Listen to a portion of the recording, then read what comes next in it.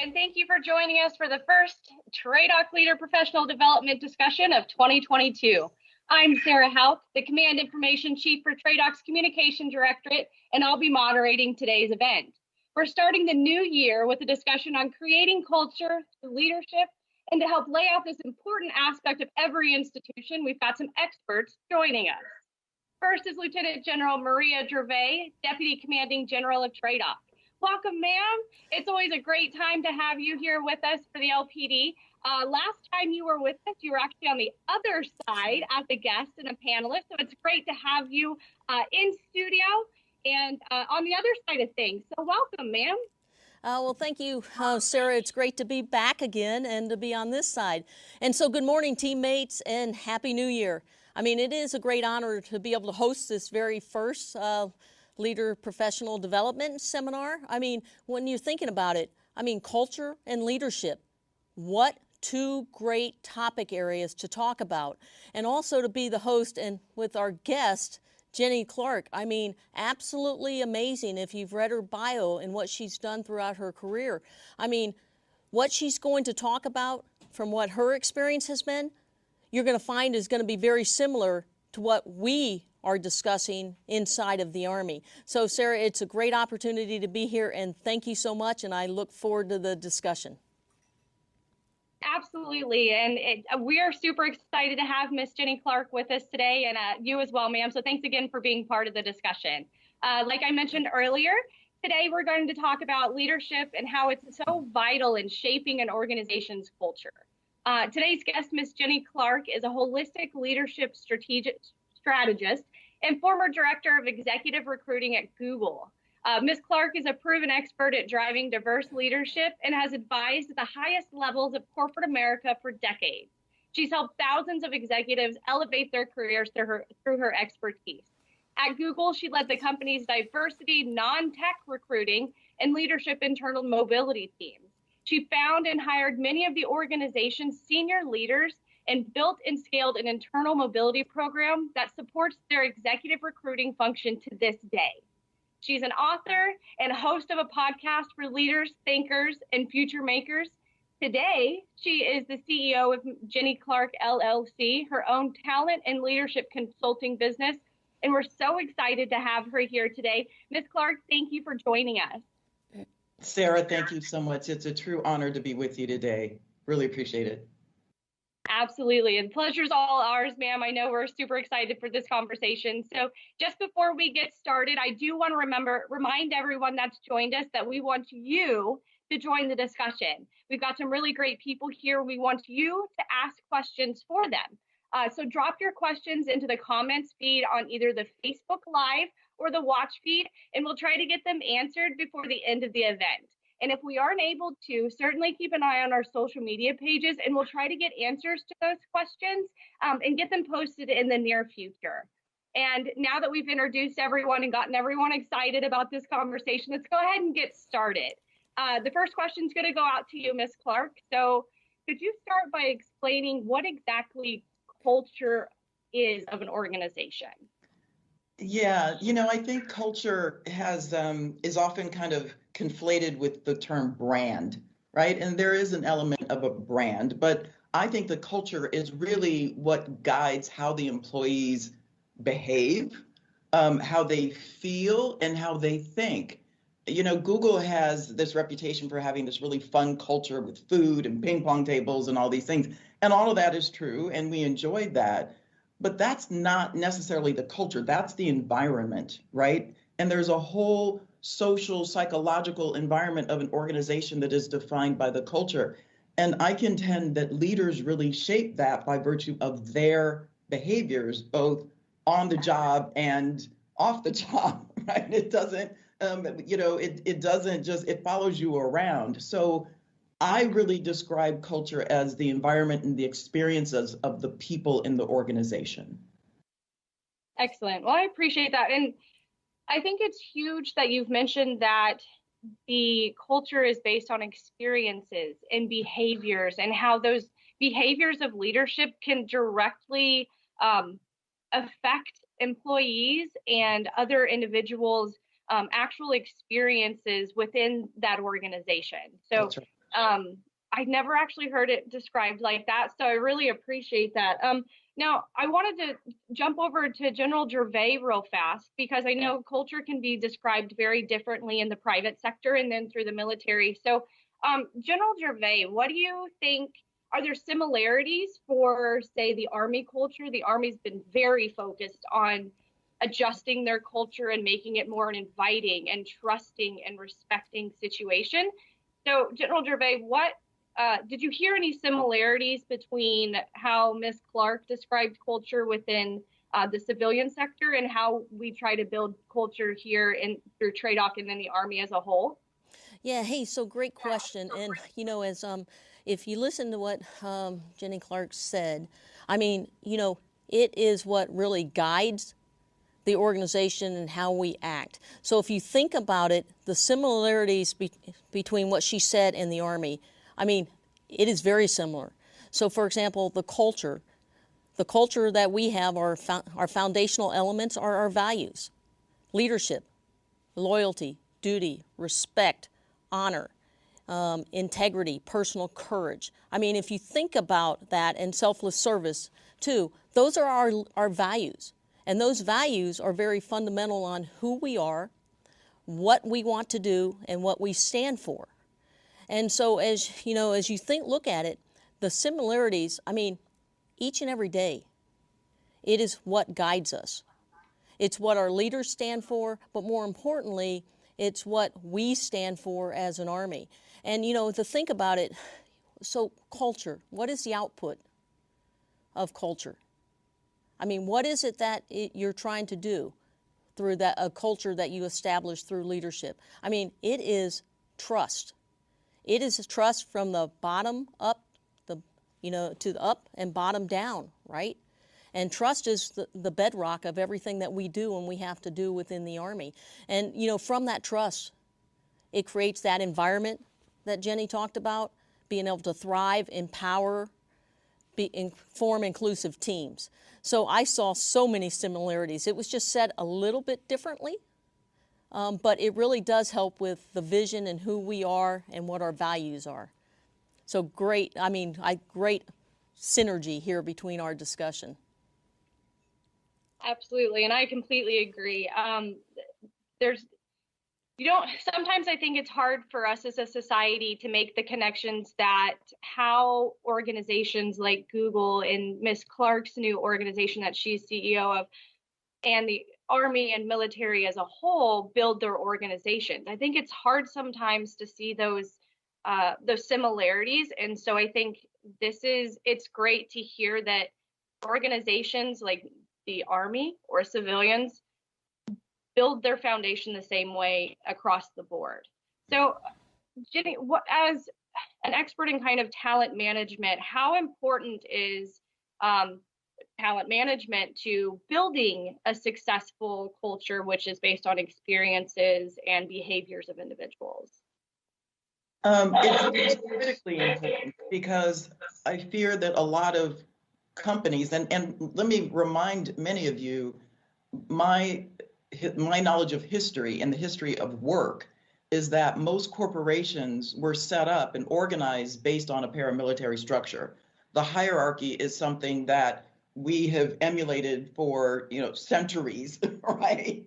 And so, and there are good things and not so good things about that. And I think maybe it's worth chatting about, particularly given COVID, what have been some of the shifts that might be happening in the future of work.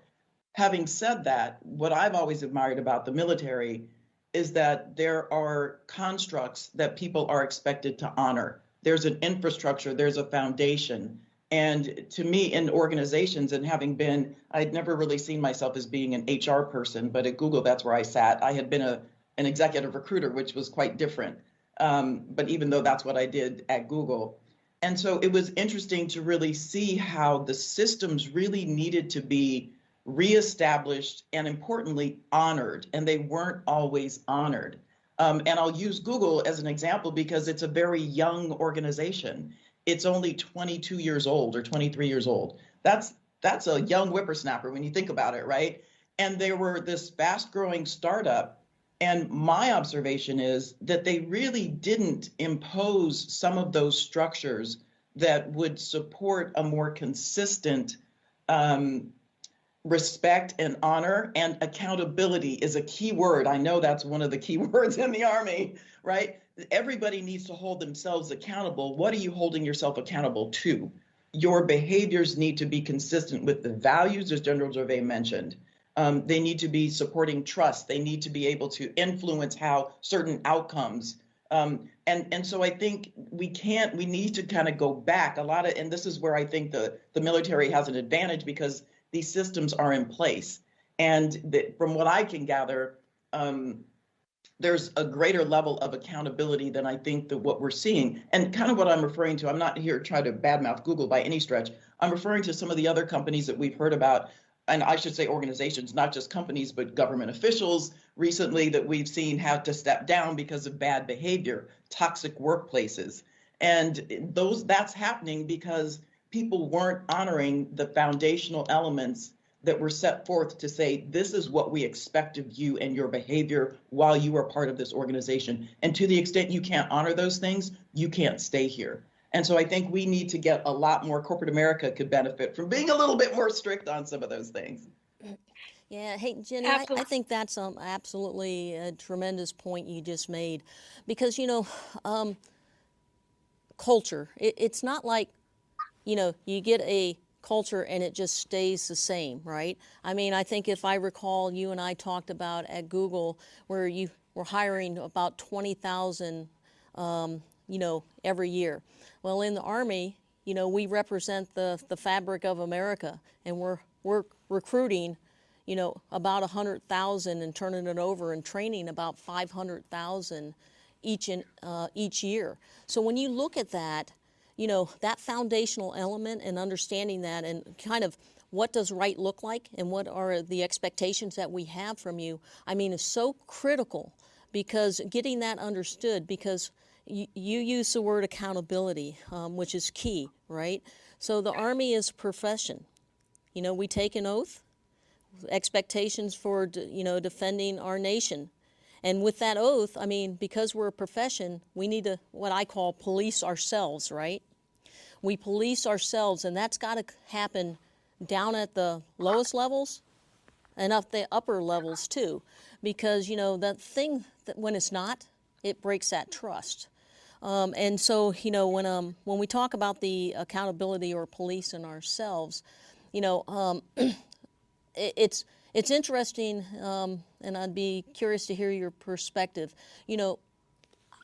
Leaders, and especially we see it at the Army, we kind of lay out the expectations. This is what we expect from you. These are our values. This is what right looks like.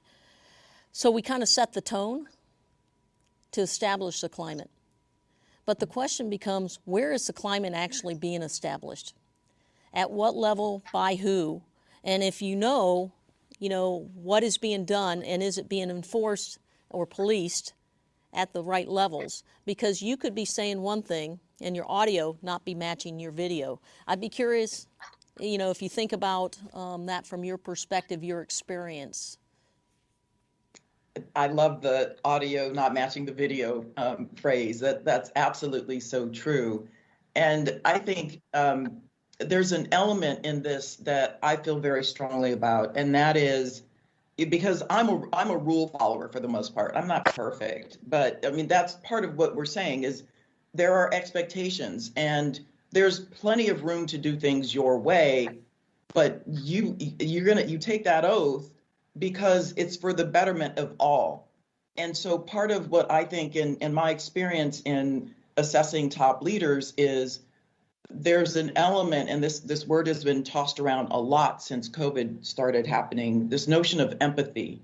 And I think leaders' responsibility is to really be able to take a pulse of their teams and understand what they're going through, because not everybody is okay.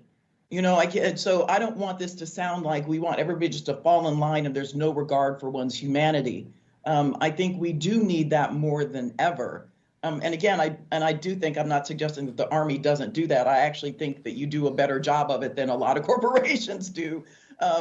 because I think a lot of corporations have gone too far to focus on just profitability and trying to get things done and trying to get people hired and things that aren't really making individuals conscious of the greater collective that they are a part of.